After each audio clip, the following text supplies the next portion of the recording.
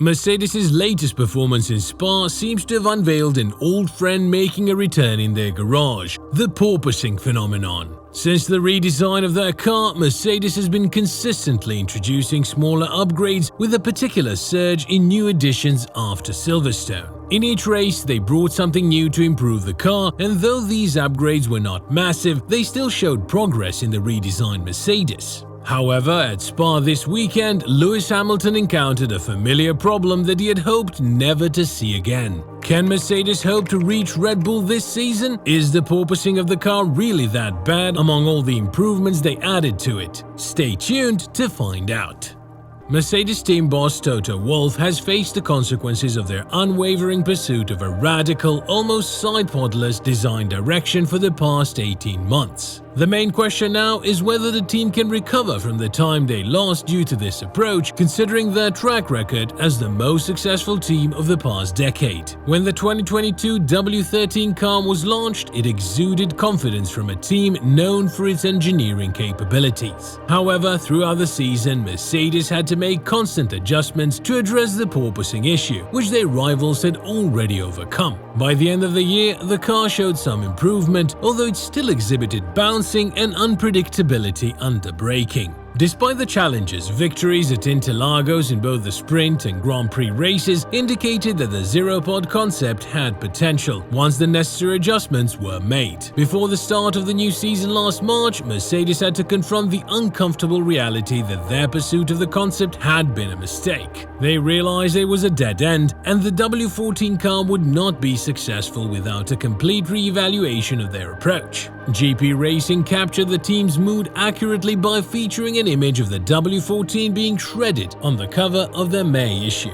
This image was fitting because Mercedes had already started implementing significant changes, which are now becoming visible and apparent to observers. The team had already planned a series of upgrades well in advance, even before Technical Director Mike Elliott and Chief Technical Officer James Allison swapped roles, with Allison taking charge of frontline development. These upgrades included a new bodywork package and floor, initially scheduled for the Emilia-Romagna Grand Prix at Imola. However, the race's cancellation due to heavy flooding in northern Italy caused a delay, and the upgrades were eventually introduced at Monaco. Although Monaco was not the most suitable track for testing such significant updates, the team was committed to their implementation. Despite the challenges, the upgrades were fully integrated into the W14 car's design, and Mercedes did not back out of their decision to pursue these improvements. Following the Monaco race, Mercedes introduced their most significant upgrade at Silverstone. Unfortunately, this upgrade didn't meet the expectations of both the team and their fans. Since then, they've been bringing small upgrades in every race, with the most recent one at Spa, where they introduced a brand new front wing.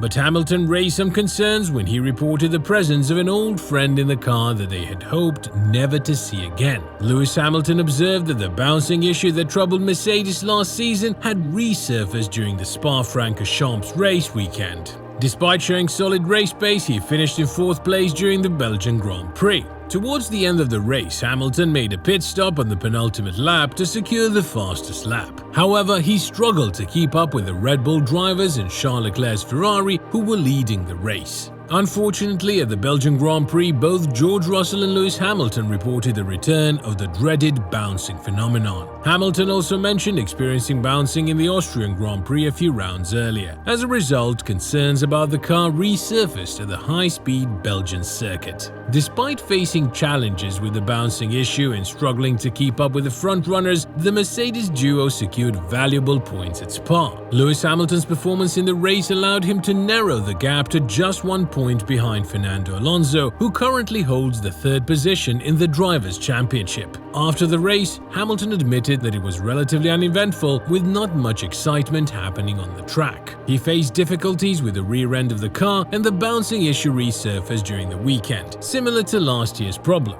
Although he couldn't get any closer to the leading group, he managed to keep the Ferrari within a few seconds. In the end, he secured the fastest lap, which was a positive note, given the challenges posed by gusty conditions on the track. When asked about the return of the bouncing issue in his car, Hamilton expressed his concern about the situation. He mentioned that both he and the team would be diligently working behind the scenes at their factory to find a solution. Hamilton stated that he's praying for the right fix to the problem.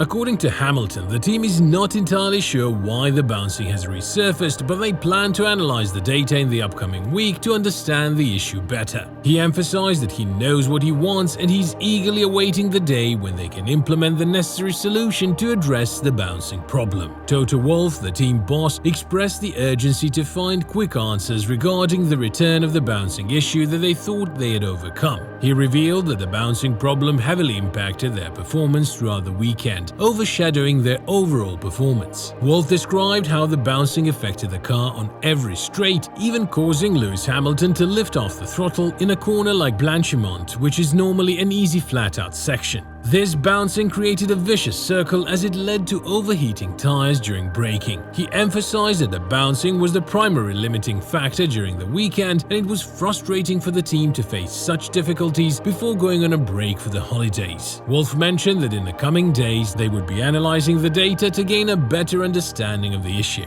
Upon reflection, Toto Wolff suspects that the recent upgrades introduced for the Belgian Grand Prix might have played a role in the resurgence of the bouncing issue. However, despite this setback, he remains confident that the team has made the correct decisions regarding their current development focus. Wolff emphasized the need to thoroughly analyze the situation, acknowledging the significant effort put in by the aero team and the operations to deliver the upgrades. He mentioned that the floor of the car could be a possible reason for the bouncing problem, but they would confirm it through data analysis. Despite the challenges, Wolff is still convinced that the direction they are pursuing in their car development is the right one. He believes that they need to identify any potential issues and make the necessary adjustments to continue progressing in the correct path. While Mercedes was not alone in facing bouncing issues at Spa, driver George Russell expressed his disappointment that the problem has not been fully resolved. "We experienced a significant amount of bouncing," he stated. "Several other teams also had this problem, although not as severe as ours. It's unfortunate to witness this, considering that Formula One is the pinnacle of motorsport. The majority of teams are still struggling with bouncing, and I hope that a solution can be found in the future."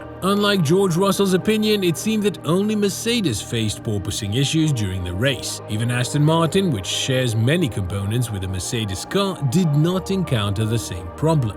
From a personal standpoint, it appears that Lewis Hamilton and Toto Wolff have different priorities. Hamilton is determined to win his 8th title, but he's well aware that his chances for this season are non-existent. Consequently, he would rather have the team focus on developing the car for the next season.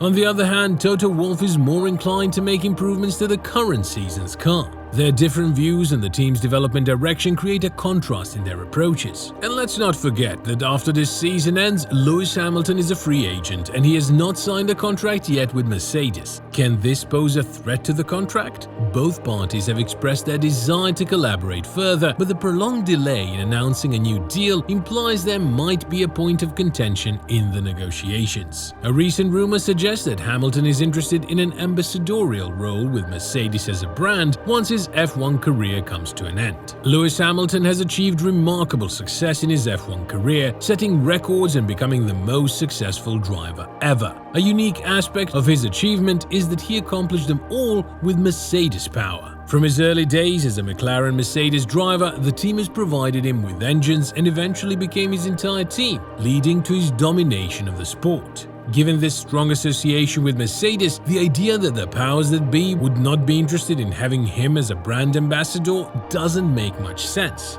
Mika Häkkinen, a two-time world champion, served as a long-term Mercedes brand ambassador after retiring from racing, and David Coulthard, 15 years after the end of his racing career, remains a brand ambassador for both Mercedes and Red Bull Racing. Regarding the negotiations, Toto Wolff clarified that they're not discussing an ambassadorial role for Hamilton after his retirement. He believes Hamilton has many more years as a driver with the team, and their current focus is on resolving contractual matters. Wolff explained that the delays in finalizing the contract are due to some minor details that need to be sorted out, and they simply need more time to address these matters properly. What are your thoughts on this? Let us know in the comments below.